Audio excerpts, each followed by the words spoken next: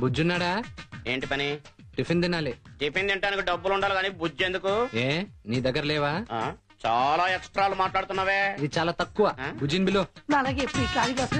సూర్య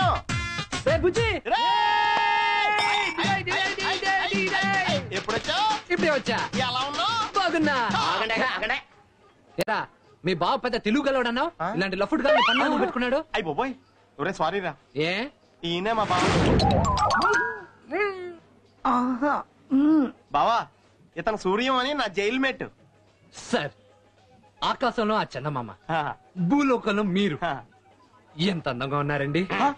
నమస్కారం అండి. నమస్కారానికి ప్రతి నమస్కారం సంస్కారం. ప్రతి అడ్డమైన వాడికి నేను నమస్కారం పెట్టను, కానీ నేను పెడతాను. నమస్కారం. నమస్కారం పెట్టేచ్చు కదా బావా. నువ్వు నోరుమై. నేను పెట్టను. ఎవరికి పెడితే అడిగి నమస్కారం పెడతారా? పుట్టుకొని బట్టే నమస్కారం. అంటే పుట్టుకుల్లో కూడా తేడాలు ఉంటాయా బావా? తేడాలు ఉండవేంటి? మీరు మేము ఈ తేడా కాదురా.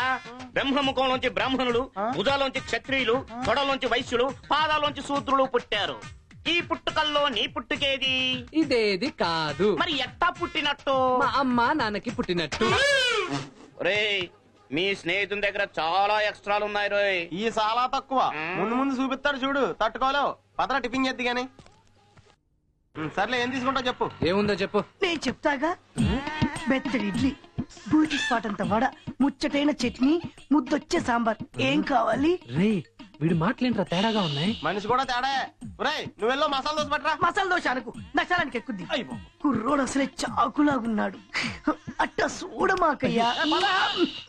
సూర్యం, సూర్యం, ఆ రౌడీ వెదలు మీ అమ్మ సమాధాన శ్మశానాన్ని కూల్చేస్తున్నారు. ఆ స్థలాన్ని భూకబ్జా చేస్తున్నారు. నువ్వు అక్కడికి వెళ్ళు, నేను వెళ్ళి పోలీసులు తీసుకున్నాను.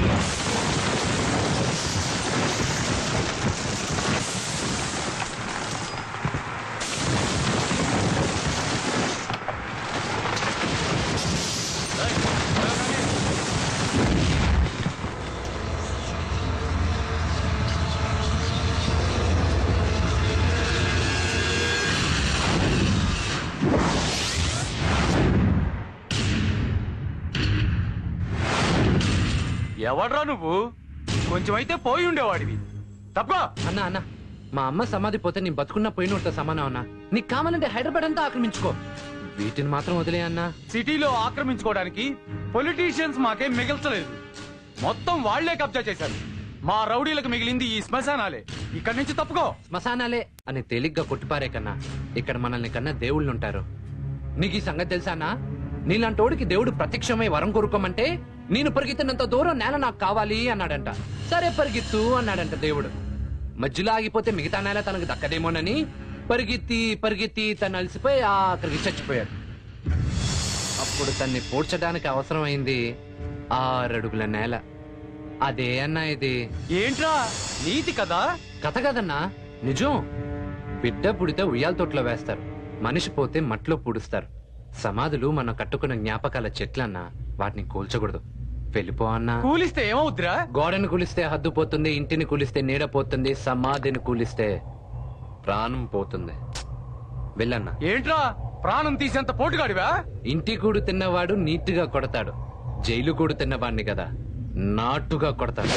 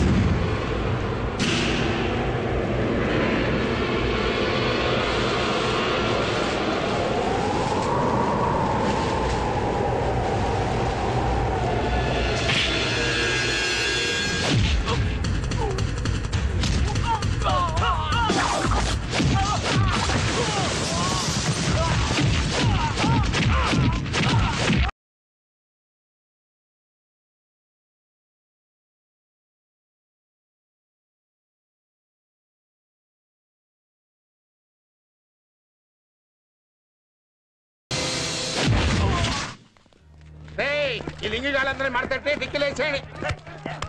నువ్వు ఆగరా. వాళ్ళ జేబులు ఏమైనా ఉంటే తీసుకొచ్చి నా జేబులో తోసి. మరి నాకో ఎవరైనా చేతులు లేని వాళ్ళు ఉంటే వాళ్ళు వెళ్ళి నాకు ఏత పని. డ్యూటీలో చేరి 6 నెలలు కాలేదు, అప్పుడు నొక్కుడు కార్యక్రమం వెళ్ళి పని ఇంకా. ఎవడ్రా అక్కడ? మరి నా సంభావన గుళ్ళో పెట్టి చెటకోపం జరక ఇక్కడ దొబ్బేద్దామని వచ్చావా?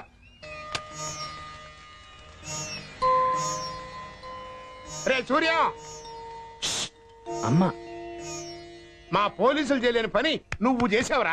అవును బాబు, సందుల్లో పడి మామూలు వసూలు చేయటం, నా హోటల్లో పడి పందుల్లాగా మెక్కటం. సంపూ తింటున్నారు బాబు వీళ్ళు.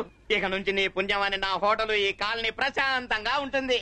ఒరే సూర్యం, రేపటి నుంచి నీకు ఫుడ్ గిడ్డు అన్ని మా బావ హోటల్లో ఫ్రీ అంటరా. ఏమంటా బావా? ఓకే అంట. ఒరే నేనెప్పుడన్నాను రా? సూర్యం, కొట్టి కొట్టి బాగా అలసిపోయినట్టున్నావు. ఇంటికెళ్ళి వేడి నీళ్ళతో స్నానం చేసి సెంటర్కి వచ్చాయి. దా సూర్యం దా. ఏం బాబు ఫ్రీగా తిందామని వచ్చావా? ఫ్రీగా ఎందుకు తింటాను? డబ్బులు ఇచ్చే తింటాను. ఏ బాబు ఒరే బుజ్జి, ఒక 50 అప్పు ఇవ్వరా. అబ్బా బావా, నాకు 50 ఇచ్చి నా జీతంలో కట్ చేసుకో. ఇయ్యే అలా సొత్తవే. ఆ 50 మీ బావకిచ్చి నేను టిఫిన్ తిన్నాక బిల్లు కట్ చేసుకుని బ్యాలెన్స్ నాకు ఇమ్మను. విన్నావు కదా, మళ్ళీ చెప్పట్లేదు అనుకుంటా. ఏం తీసుకుంటావు? ఊరి ఒరే మా బావగాడు బాగా ఓవర్ చేస్తున్నాడు. అన్న సూప్ చూడవా? ఫుల్గా చూపించానా? సగం సాలాడికి చచ్చిపోతాడు. ఆ టేబుల్ చూసుకొని కొట్టాం. రండి సుబ్బారావు గారు. ఊరి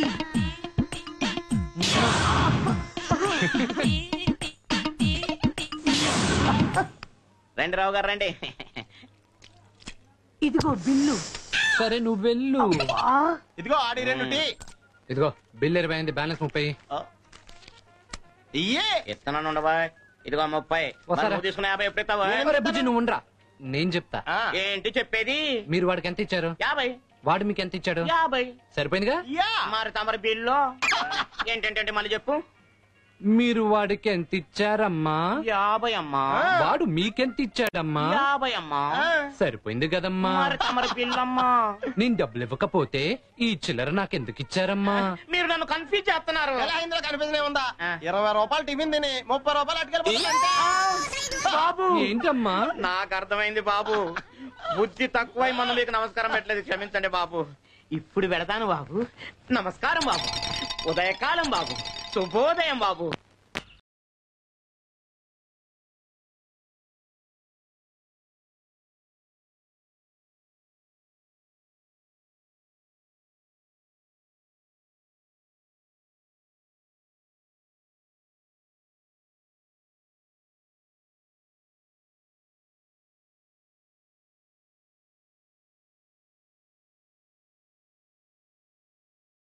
మధు,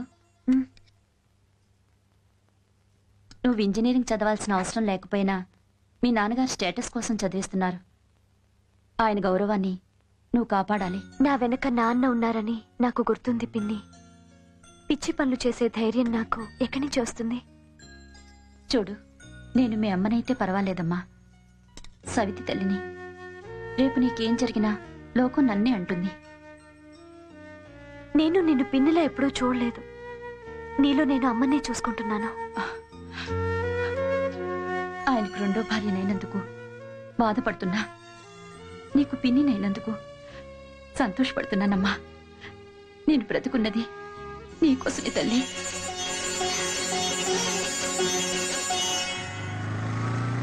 ఆయన క్లాస్కి రోజు అటెండ్ అవ్వకపోయినా ఏం పర్వాలేదు, ఎందుకంటే రోజు చెప్పిందే చెప్తూ ఉంటాడు కదా. No problem. మధు, నీకెన్నిసార్లు చెప్పాను నా వెంట పడద్దని? ఇది వెంటపడ్డం కాదు, మధురత్ అంటే ఇష్టపడ్డాం. అదే చెప్తున్నాను. మా డాడీ పేరు నువ్వు వినే ఉంటావు. చాలా ప్రమాదం. ఆగు మధు. మధు, నేను చెప్పేది విను మధు, నేను చెప్పేది విను. నీ కోసం ఏ ప్రమాదానికైనా సిద్ధమే. చూడు, నీది 1 సైడ్ లవ్. నువ్వు నన్ను ఎంత ఇష్టపడినా నేను నిన్ను లవ్ చేయను. ఇంక ఇలాంటివేం పెట్టుకోవద్దు. ఆగు మధు, నేను చెప్పేది విను. మధు ఆగో, అమ్మాయి గారంట పడుతున్నావు. జయభూషణ్ రావు గారు తెలిసిందంటే చంపేస్తాడు. ఇంకోసారి చెప్పడానికి కూడా మిగలవు. చూడు, మధు కోసం చావడానికైనా సిద్ధమే.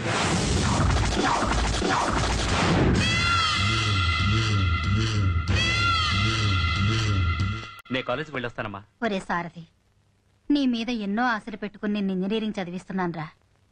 పెద్దోళ్ళ పిల్ల జోలికెళ్ళి ప్రాణాల మీదకి తెచ్చుకోకు.